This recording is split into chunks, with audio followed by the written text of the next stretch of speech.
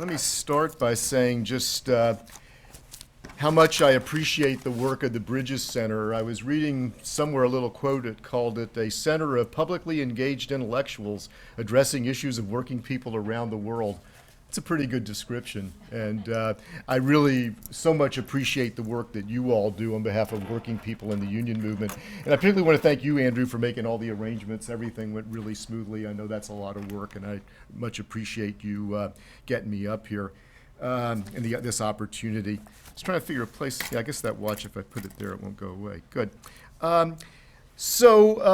Also, I just want to thank you all for coming. One of the dedications to this book is for people who continue to fight the good fight on behalf of working people in the union movement, and I sense there's a number of you in this room that would fall under that description. So this is, at some level, hopefully the story is one that will appeal to all of us and offer some insights into that fight that I think so many of us are concerned about. So let me start my story here with a little prop. And are there any archivists in the room? I hope not, because I've done a terrible job of keeping this document in any shape. This is a Life magazine from December 12th, 1955. So this is right after the merger of the AFL and the CIO. And what's interesting is that and I'll pass this around actually, what's interesting is there's a lot of talk in here about labor's newfound respectability and power and potential power. One of the pictures in here is of a guy whose name may mean something to folks in Seattle in the Northwest, Dave Beck. Dave Beck was president of the Teamsters Union, and so they have a picture of him in his, where the $5 million temple that Teamsters built. And so Dave Beck, by just flicking a button, his curtain comes away, panel, and he can see the U.S. Capitol. So there's this real sense that labor has arrived, labor's powerful, labor's respectable. C. Wright Mills, the famed sociologist, wrote a book around this time called The New Men of Power, and that's what this is really portraying. But if you go a few more pages into this, there's something that caught my eye that's relevant to the story I'm going to tell. And it says here, new kind of unionists for labor's new role. And this is a series of 3 pictures of a guy named Earl Brown. And Earl Brown works at a company in St. Louis, Missouri called Butler Brothers, which is a warehousing and distribution operation. And so one of the pictures says, by day, Earl Brown airs problem with boss. The middle picture is, by night, Brown oversees teen dance. And then the third one is, on Sunday, Brown attends Lutheran service. And what it doesn't say is that Earl Brown was a community steward, a member of Teamsters Local 688 in St. Louis, Missouri. And this community steward program, and I'll pass this around, you can look through these pages, just take care of it like I have. No, don't take care of it like I have, take better care of it. The community steward program was the brainchild of 2 remarkable men whose lives formed the basis for my study. Harold Gibbons and Ernest Calloway. They were a remarkable interracial duo that left their mark certainly on St. Louis, where they did most of their work, and and even nationally they had some influence as well. The focus of their laboratory for their work with this community stewards program was Teamsters Local 688 in St. Louis, Missouri. It was one of the largest, if not the largest, unions in Missouri during the 1950s and 1960s, fluctuated between 10 and 12,000 members. This was a union that was the subject of a book by a sociologist, Arnold Rose, fairly renowned sociologist in the 50s, called Union Solidarity. When the State Department wanted people from overseas, visiting dignitaries, to see a union that they thought was progressive, albeit non-communist, they would bring them to St. Louis to see this union. And this is where they started this community unionism, and the idea, community steward program, was that the basis for it, as Ernest Calloway once explained, was that workers were not only economic beings, but they were social beings. That you work 8 hours a day, but you have another 16 hours a day that you live as a citizen in a community. And what they tried to do and what they said, and what I want to specifically talk about tonight, is how you could use the expertise and knowledge and power that you had as a worker and a member of a powerful union, and use that to affect and improve the quality of life and enhance your ability to be an effective citizen. So that's the focus of what I'm going to talk about tonight. But let me say a couple other things initially about why I think this work is significant. I would argue that the Teamsters are one of America's most consequential post-World War II unions, and also one of the least studied ones. And so let me just say, I should just say at the outset, writing about the Teamsters, I'll just say it, I have no special knowledge about Jimmy Hoffa's whereabouts. Just issue that disclaimer, because people always ask that. But the Teamsters are, I think, really an important and consequential union that's mainly been studied in a sensationalistic manner. And so I think there's beginnings of a cottage industry of scholars that are looking at this in a more, again, scholarly way. And so I think this is an important contribution to that work. St. Louis is also, I think, an understudied city, and it's an important kind of crucible of many of the types of problems and challenges that cities have experienced, particularly since World War II. St. Louis once was memorably described as either a northern city with southern exposure or a southern city with northern exposure. It has this kind of interesting border place and is a kind of a crossroads city, but had a very strong union movement and a vibrant working class. This book is also very much about the civil rights and black freedom struggle, which Gibbons and Calloway often said was really the moral barometer of the legitimacy of the union movement, and they focused a lot of attention in terms of interracial solidarity, interracial work. It's also about the changing landscape of urban politics in the 1950s and 1960s and the role that a progressive union could play in shaping that. So what I want to do is talk particularly in terms of this notion of a total person unionism, a unionism that's concerned about workers in their totality, their working lives and their community lives, by examining two particular initiatives that were most important to my characters, Gibbons and Calloway. And that's the Community Stewards Program in the 1950s, and then a program in the 1960s that they called a trade union-oriented war on the slums.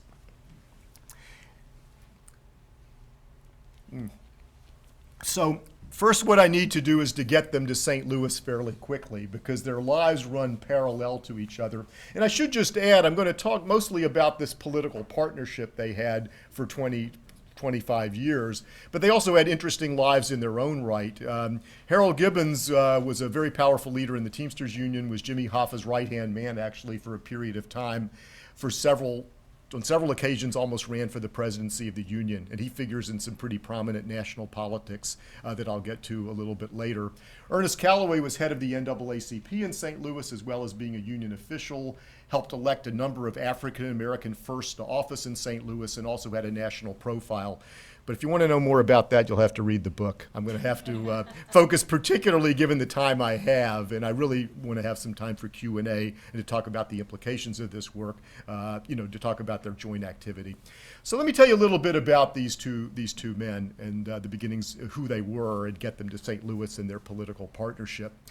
So you would think that Harold Gibbons is white Irish Catholic, Ernest Calloway's African American, and they grow up in America that's rigidly segregated on a racial basis. You wouldn't think they had that much in common, but you would be wrong. They were born a year apart. Calloway's born in 1909. Gibbons is born in 1910. One of the key things to understand about them is that they were both coal miners' sons. Gibbons grew up in Pennsylvania. Calloway grew up in Jenkins in Kentucky. And I think out of this coal mining experience, there are several things they took from that. They were certainly exposed to the United Mine Workers of America, an interracial, fairly progressive union. They had a real sense of us and them, if I can put it that way, a sense of belonging. Calloway would talk about, the tight social control that mine owners operated in these in these coal mining towns. So they really understood what Calloway would describe as corporate feudalism. That's what they grew up under. These were hard, scrabble, poor environments that they grew up under, given this work that their fathers did and how there was a boom and bust in the coal economy. These were working class folks to their roots. They were also talented, ambitious, bright young men who, in Gibbons's case, ended up with a 9th grade education. Calloway got through high school, or just barely. They were determined to prove what the working class could do, and that's something that's key to understanding them. They did get their education in other ways, though, less conventional. Gibbons went to the Wisconsin School for Workers. You know, that's what I do for a living, is this labor education thing, so I'm really pleased to see that that's how these guys got their education. And Ernest Calloway went to a famous labor college north of New York City called Brookwood Labor College. So they got their education through these independent institutions. They were both socialists and not communist, and that deserves a little bit of attention. I would say that they were both members of formal socialist organizations, but not for particularly long. I would say that while they were not formal socialists, they continued to think in what I would call a socialist idiom, and that stayed with them.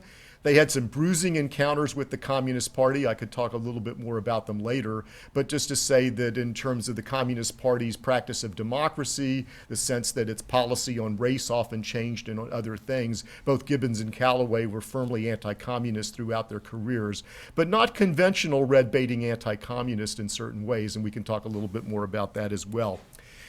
They both come to Chicago, Gibbons in 1929, Calloway in 1937, and this is the place where they really hone themselves in politics.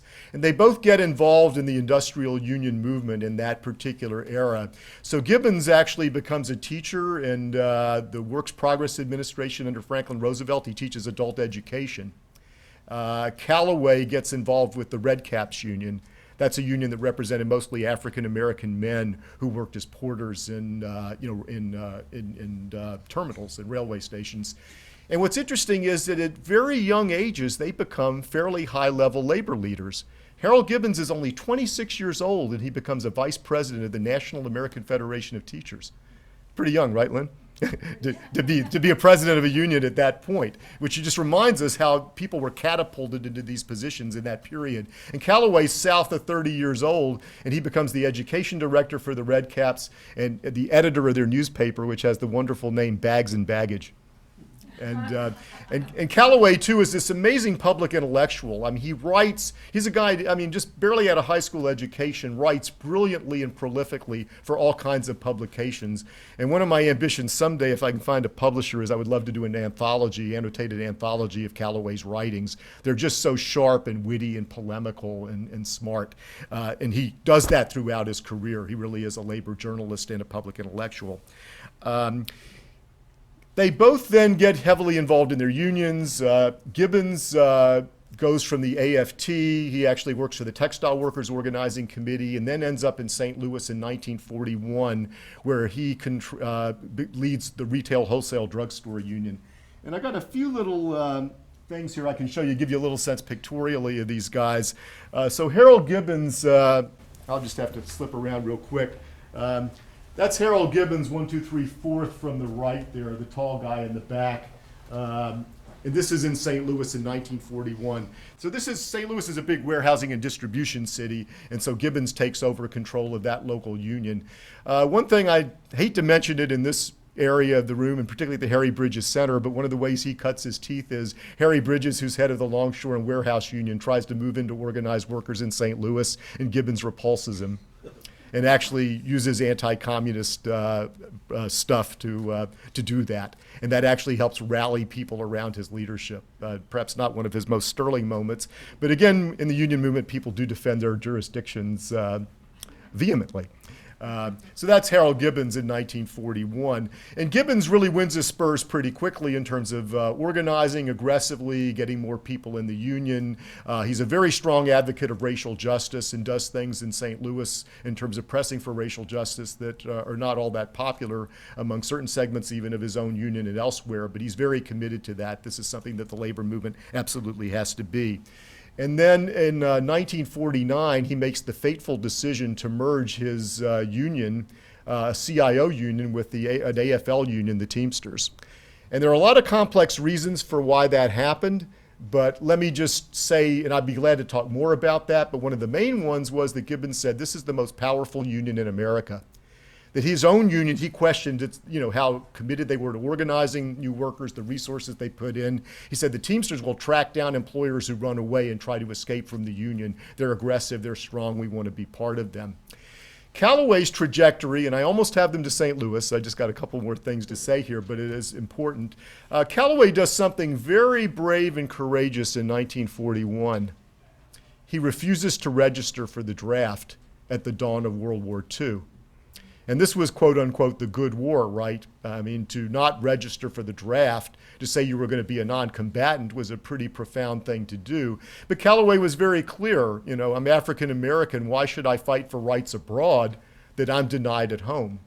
And for reasons that are not entirely clear to me from the documents I've looked at, I don't know how he escaped going to jail. But he was eventually ruled, you know, physically unfit for service. And so he was able to, you know, he suffered no jail sentence for that.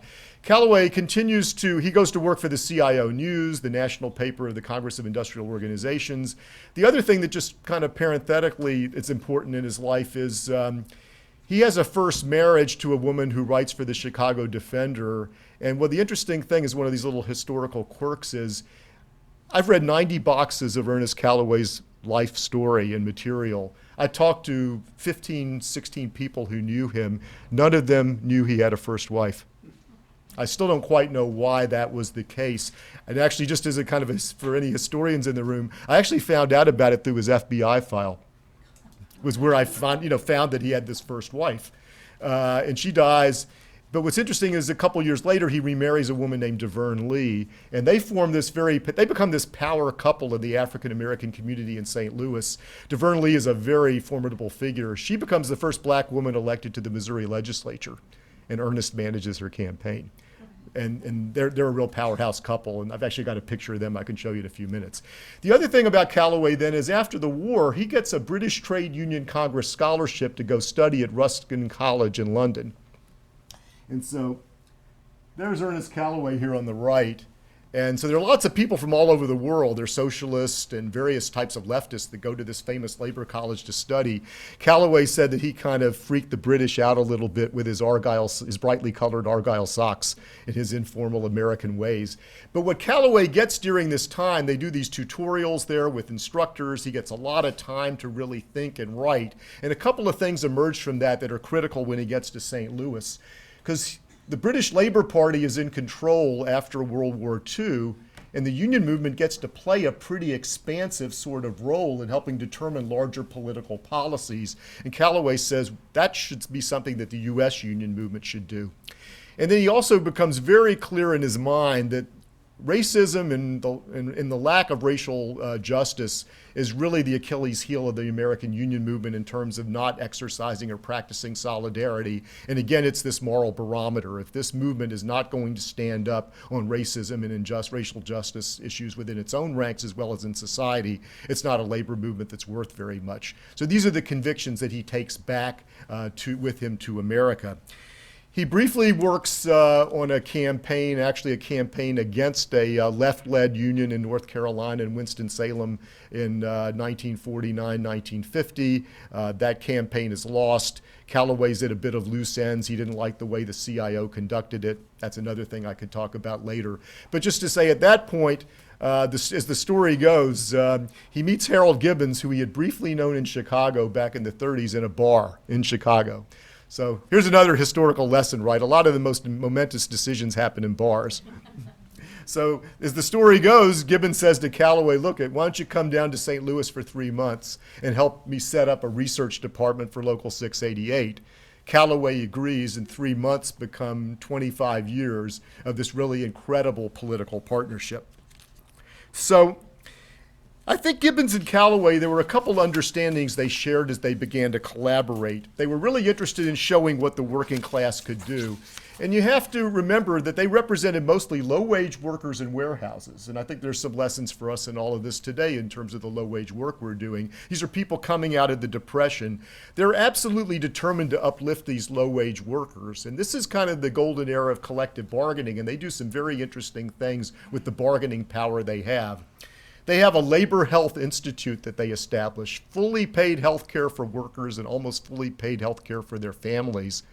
And the employers finance it. Workers don't have to pay for this. And while it's a joint operation, the union exercises an enormous amount of control in helping with health care. And they're extremely concerned with mental health as well, because I think growing up as hard as they did in their lives, they really wanted to build what they called a wall of security for workers. They felt it was very important for workers to feel a sense of security.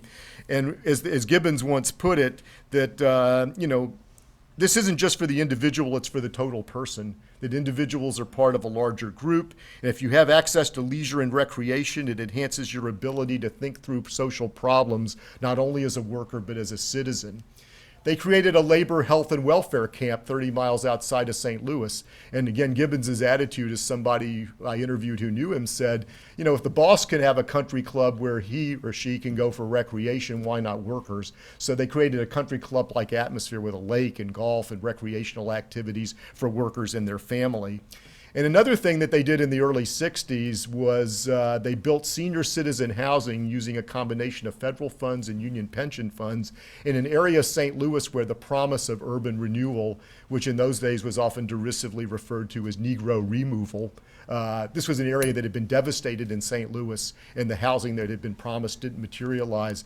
They built senior citizen housing there because, again, they were looking at a cradle-to-grave way with providing security for workers. And I think just all this social engineering that they use collective bargaining to do, it's just interesting to note because sometimes you think about the diminishment of labor power. There's a great story that Jimmy Hoffa used to tell after he had met Gibbons early on in the 50s, where he says, you know, Gibbons, he called him Gibbons, he says, you know, Gibbons, he said, there are people in Detroit that don't like me. He says, but those folks in St. Louis actually hate you. Because they just kind of, Hoffa was understandable, I think, to a lot of these employers. I mean, he wanted money and he wanted power, but within certain boundaries. He wasn't using them for broad, expansive social purposes. Gibbons, they didn't quite know what he wanted. And I will say this, I mean, corruption is an issue that often comes up with the Teamsters. Gibbons did look the other way, certainly, on a number of things regarding democracy and democratic practice. There's no question about that. But he never did sweetheart deals with employers. He didn't take money himself personally. He lived very well on his expense account. He was quite the hedonist. That's another whole story.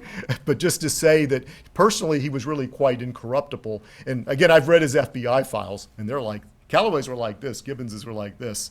And they just keep saying, we can't get anything on this guy. And believe me, they tried. That's another whole part of the story.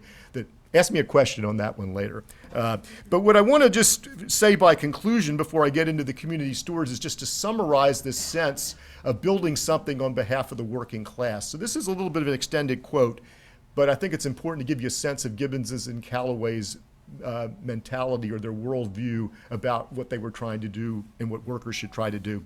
So they described all the stuff they created in St. Louis that I just mentioned, and Gibbons said, this was a job of building that was not done by college professors, no offense, smart lawyers, or high-salaried executives, but by little people, common, ordinary people, the men and women of the shops.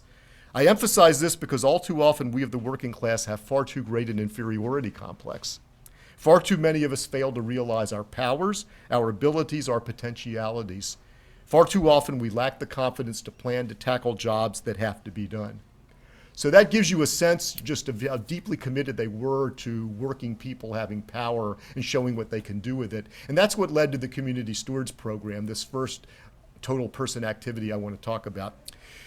But they didn't want their people to hide behind these walls of security and these private welfare states that they negotiated. They said that the purpose of having this power is to use it to actually improve your community.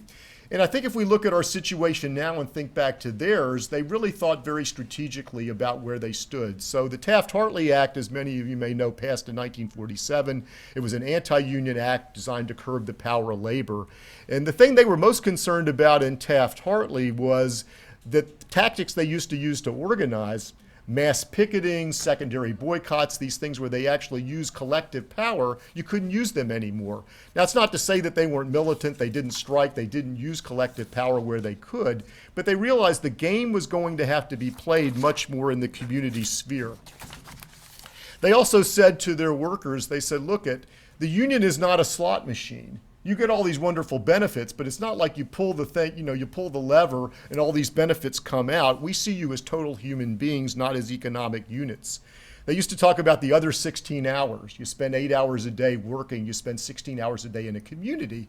And you can have the best union contracts, the best conditions in the shop, all of that. But if you go to a community where education isn't good, housing sucks, your infrastructure's crumbling, does any of that sound familiar?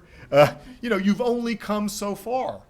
And so they really said was, look, we can use the power and knowledge and expertise as we have as workers to improve the quality of life and the conditions in our community.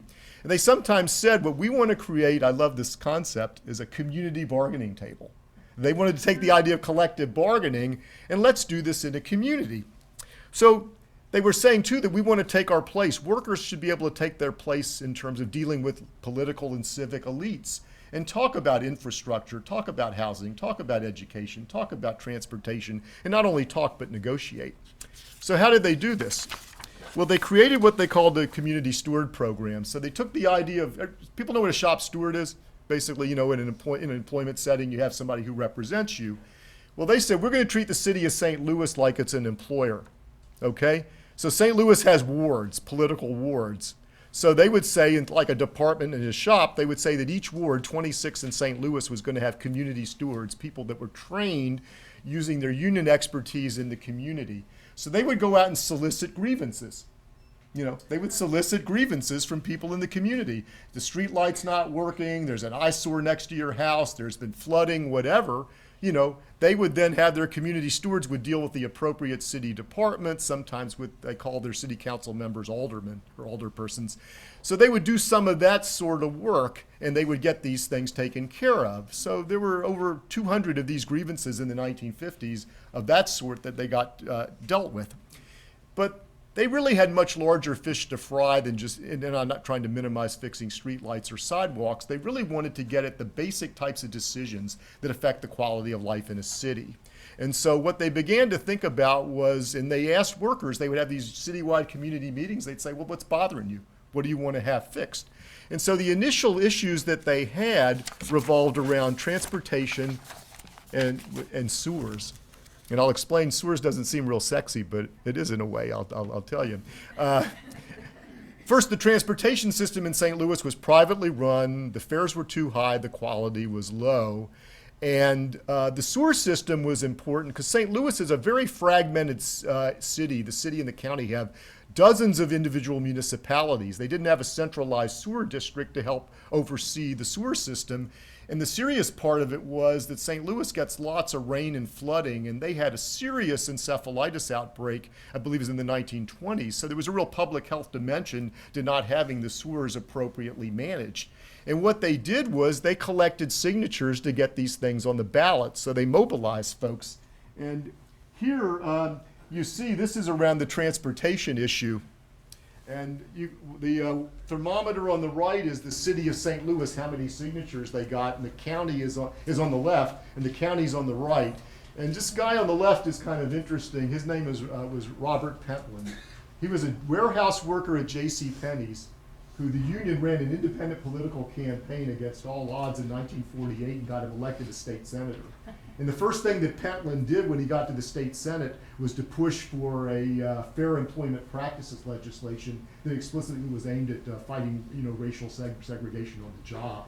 That's the type of, again, a little sidelight. I could talk more about their politicals. Too many things to talk about, but just to say that's who he was. So that's what they did, was this type of public, grassroots campaign. They lost the transportation campaign, although eventually there was a public authority created to oversee transportation in the city, but they won the sewer one and got the oversight of the sewer district. And this emboldened them to get into other things. They had these other types of significant fights. They fought for Earl Brown, the guy in the Life magazine. He proposed that there should be a free 4-year city college in St. Louis so that the sons and daughters of the working class could have access to education. And while they didn't win that, eventually they did get a community college system in St. Louis, so this was the progenitor of that. They got very interested and concerned about juvenile delinquency, which was overblown in some ways as a social problem in the 50s, but if you think about people from the working class and low-wage workers who had just come out of the Depression, to see their kids slipping away was of great concern. So they and the other thing what was great about the community stewards was they were like muckraking journalists. They would go out and do reports. They'd collect data. They were trained to do this. So they actually put a report together and submitted it to a circuit grand jury in St. Louis. Here's our recommendations about what we should do. They created a recreational center that the Teamsters ran for teenagers. And the thing I like the best, maybe you will too, is they actually proposed creating a drag strip where teenagers could drag race safely. But that was one of but they were just full of these types of ideas, union people really, implementing, this activism in the community. The issue that really put them most that I think really made the reputation of the community stewards in St. Louis was a campaign around rat control. And I want to explain that a little bit. It's a little bit of a funky subject in a way, but also a very serious one in terms of public health and its implications. And this gets into some of the bigger questions about what these guys were doing. Because St. Louis had a huge rat problem in the 40s and early 1950s. And part of it was they had, open privies, latrines, dilapidated housing. The housing stock was in total decay. But the city leaders and developers didn't want to do anything about it because they wanted to do downtown revitalization. They wanted to tear this stuff up. And, they didn't want to, be a part of taking care of these residences and spending this money if they were going to tear them down. And so there was an incident in 1954 where a young African-American child, 2 years old, is severely bitten by rats and almost dies. So the community stewards, and in this case, a lot of them were African-American. This is a local union, by the way. About 25% of its membership was African-American, about 30% women. And there actually is a fair amount of involvement in the community stewards program by both women and African-Americans. So these stewards get into action, muckraking journalists. They take pictures, they lobby, they rally, they go to city council meetings. They end up filing a lawsuit eventually to get the city to enforce its rat control ordinance.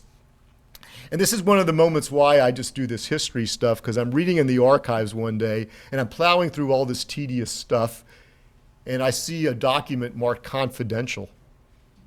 And it's from the director of the city health department, and the director of the city health department says, "We have no intention of enforcing this rat control ordinance." Sometimes the conspiracy stuff really is true.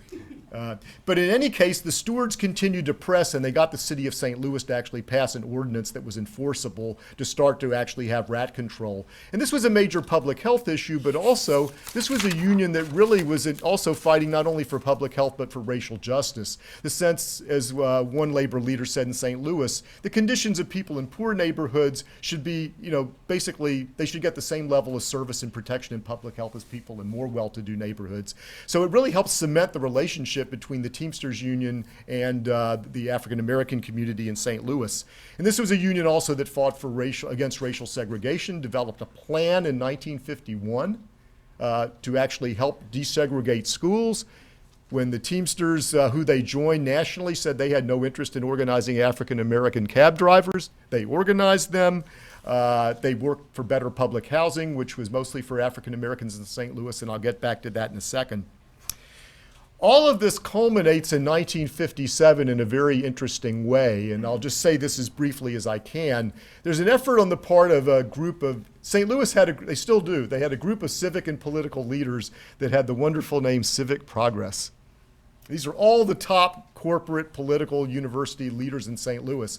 And what they want to do, because they want to really move toward downtown redevelopment, and they think the Teamsters and some of the members of the city council are stopping it, is they want to switch from voting on a ward basis to an at-large basis.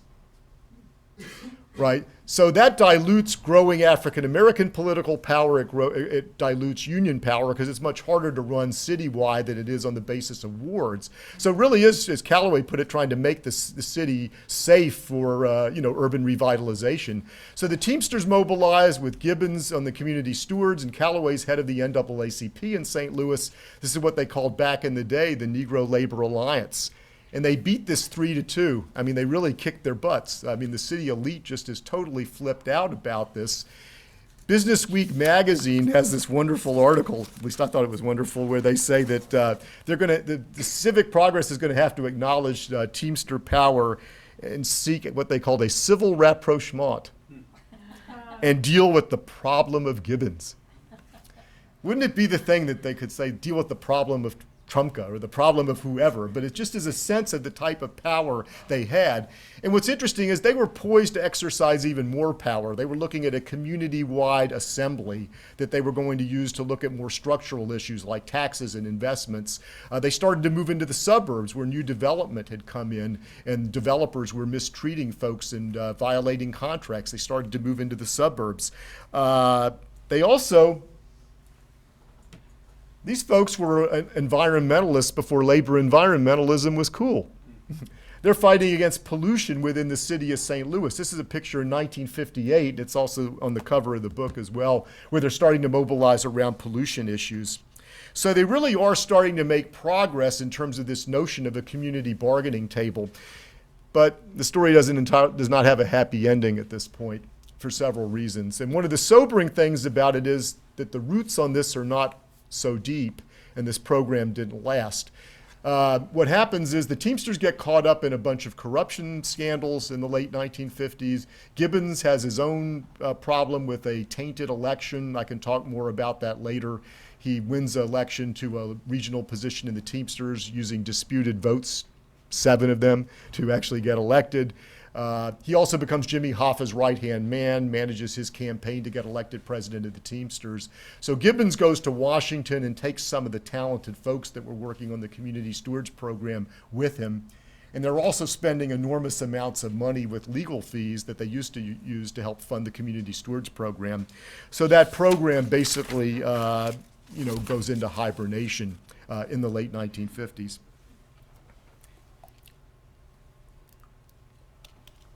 But there's another bout with total person unionism that they get into in the 1960s, so let me take you through that, the trade union-oriented war on the slums.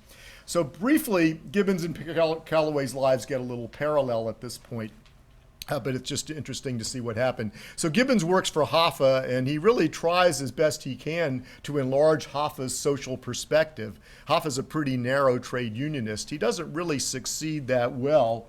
The one place where he... there's Gibbons and Hoffa together. Actually, I picked that because of the Viceroy package there. There's just something iconic, about seeing the cigarette package. You just don't see that anymore in the labor movement. But this is a picture, actually. Gibbons was able to, and Hoffa actually was better on civil rights than a number of other labor leaders. This is a picture of Gibbons and Hoffa at the funeral of a woman named Viola Liuzzo, who was a Teamsters business agent who was killed in Selma, Alabama in 1965 while she was ferrying demonstrators. So that was one area where Gibbons had some success with Hoffa's social vision. But the Gibbons-Hoffa relationship is fraught with peril. They don't get, Hoffa's a volatile guy. Gibbons is no shrinking violet. So there's a famous incident in 1963 where John F. Kennedy is assassinated. As you may know, Hoffa hated the Kennedys, and particularly Robert Kennedy, John F. Kennedy's brother. And Gibbons was running the headquarters of the Union, as he often did, because Hoffa was traveling a lot. And he orders the flag at the headquarters lowered to half staff. Not out of any love for Kennedy, but out of respect for the office of the president, and he'd been assassinated. Hoffa finds out and goes ballistic, says, raise that flag back up, and he says some very intemperate things about John F. Kennedy. And so that's the final straw for Gibbons. While he remains loyal to Hoffa, he goes back to St. Louis and begins to put his effort in doing work there. The other thing about Gibbons in this period that's interesting is it's clear that Hoffa's going to go to jail. He was like a Teflon guy in terms of dodging convictions, but he finally gets convicted. Gibbons actually contemplates running for the presidency of the Union, puts a platform together, and it would have been one of those historical what-ifs if Harold Gibbons had actually become president of the Teamsters. But he backs away. He doesn't think he has enough votes. And it's interesting because then Hoffa appoints a guy named Frank Fitzsimmons to take his place, and Fitzsimmons is a pretty lackluster guy. I interviewed Jimmy Hoffa's daughter, who's a judge in St. Louis. And she said to me, my father often said one of the worst mistakes he ever made was not having Harold come lead the Union after, I went to jail. But Gibbons was thwarted in terms of moving up within the Teamsters hierarchy. And Calloway leaves the NAACP, gets into a little bit of trouble on a campaign around a department store integration. He manages campaigns for a number of African Americans, the first school board member elected, his wife's the first black woman elected to the Missouri legislature, first state senator. But Calloway ends up getting into a feud with a guy named William Clay, who became a longtime congressman from St. Louis. And briefly, Calloway believes that St. Louis is not Birmingham or Selma or the Deep South. That he said, we can have a planned social revolution in St. Louis. We have black electoral power that we can use to negotiate with the Democratic Party, which now basically controls St. Louis. And he moved away from direct action. Clay was a guy that very much believed in direct action, felt we want our freedom and we're going to get it now. And he and Calloway become really feud, and Clay is basically Calloway's nemesis. So Calloway begins to get marginalized within the black community in St. Louis. So the way in which they reestablished the community union, total union, person unionism thing in the 1960s, I want to talk about this briefly, is their trade union-oriented war on the slums. So you may recall, and this is a takeoff on the war on poverty, Lyndon Johnson's Great Society, the need to spend money in terms of trying to address injustice, economic injustice generally, and racial injustice particularly. But in Calloway's view, there's too much culture of poverty argument in all of this, that this is all about you need to habituate poor people to better work habits, and that's how you're going to deal with poverty. And what Calloway says, he's a structuralist. He says, this is the socialist idiom. You need jobs, you need employment, you need education, you need these types of hard things to do, but these are the types of things we ought to be doing. And so what they say is, let's again take our expertise that workers have on the shop floor and apply them within a neighborhood in St. Louis. So they take a neighborhood in St. Louis called Tandy, which is a deteriorating neighborhood, but Calloway, who lives there along with 500 other Teamsters, mostly African American, they say that we could turn this neighborhood around if we have a community action program. So they put together a really talented team of organizers to work on this. The leader of the program is a guy who's a Methodist minister, ordained Methodist minister who had organized peasants in Bolivia. And he says, I'm going to give Gibbons a dose of Saul Alinsky. So they get into this really hard-hitting community organizing. They ally with local insurgents. The 60s was hard for a lot of folks in the union movement. How do you deal with civil rights and racial justice insurgencies, the anti-war movement, farm workers, all of this? They said, we embrace this. So they fought for all kinds of things within neighborhoods, grocery prices that were too high, more African-American firefighters and police. And again, this idea of the community bargaining table, there were people from the Tandy Area Council who were Teamsters who get designated by welfare rights groups to be their lead negotiators in bargaining with the city, because St. Louis and the city of Missouri gave notoriously low benefits to people that were poor and on welfare. They also get heavily involved in tenants' rights. They take this knowledge about housing and they begin to fight for tenants' rights. And it's interesting because they talk about creating a Wagner Act for tenants. Using the language, of the labor world in terms of rights, we want to take those sorts of rights and say that tenants should have them. So again, you see this expertise that you have as a worker using it in the community. And they actually align with the United Auto Workers as a brief program called the Alliance for Labor Action, where the Teamsters and the auto workers work jointly on these community issues. It didn't work in most places because the Teamsters mostly didn't care about this, but Gibbons was one of the few people in the Teamsters that the United Auto Workers trusted. They had a very successful program. The other thing that's interesting in terms of the racial justice component is Gibbons does something very courageous in 1968 in that volatile time. There's a group of black militants called the Black Liberators who were beaten up in a St. Louis police station after an arrest, and Gibbons gets up in a very public place in September of '68 and denounces police brutality in no uncertain terms. The culmination of this program, I want to spend a little bit of time on, and then I'll wrap this up, and we can hopefully get time for some questions, is the backing that the union and the Tandy Area Council give a public housing tenants rent strike in 1969. This is the first public housing rent strike of any real magnitude in U.S. history. And briefly put, St. Louis has public housing. It actually became kind of the poster child for this failed public housing policy. These big high-rise apartments in the middle of nowhere, no amenities, no services, shoddily built and maintained. There was one of them called Pruitt-Igoe, which was actually imploded in 1972. It was this multi-story thing, and there's still nothing that's been built there. And that was 1972. there are people that are involved in this activity, with the Tandy Area Council who know these public housing tenants. And so they start to support them. And this strike drags on because the tenants, they just say, look, a lot of, public housing becomes racially segregated. A lot of the people that are in it are poor. They can't afford to pay the rent increase. That's why they go on strike. And this is a volatile time. It's 1969 and you're moving toward the summer. So the mayor of St. Louis goes to Harold Gibbons and he says, because they just don't know what to do with this and they're worried. St. Louis had avoided civil disorder in the 60s, but they're worried they're going to get it. So he says to Harold Gibbons, look, can you do something here? Can you help me settle this thing? You've got the credibility with all the sides. Gibbons, shrewd negotiator that he is, says, yeah, sure, I'll help you, but I have some conditions. So Gibbons's conditions are that he wants to set up a new organization, the St. Louis Civic Alliance for Housing, that's going to manage public housing in St. Louis. And what's interesting is that they developed a lot of expertise around housing to the point that the Secretary of Housing and Urban Development at the time, a man named George Romney, you may know his son, but his daddy was, actually a fairly moderate to liberal Republican and actually believed in fair and integrated housing. So Romney blesses the Teamsters managing this housing.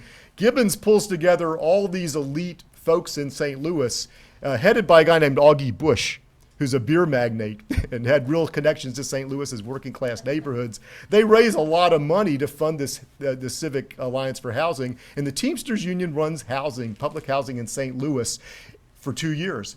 And the principle is that tenants should have a voice in determining policy. It's really this notion that, workers and working class people and poor people really can manage things. One of the chief organizers from the Tandy Area Council becomes the head of the St. Louis Housing Alliance. So the Teamsters actually are making public policy in St. Louis in big and important ways. But again, this is not to last either. After the major threat goes away, there's less concern from the business folks about providing money for this. The other thing that happens is they actually have a plan to rehabilitate Pruitt-Igoe and these other big housing places, to do low-rise housing, to raise them and to do housing as if people mattered.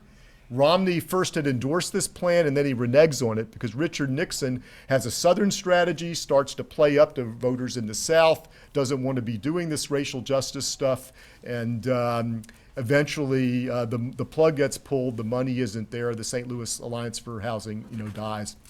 And so most of the energy that had gone into the Tandy Area Council and the trade union-oriented war on the slums gets dissipated through the work on housing, and they don't have the capacity to follow up on it.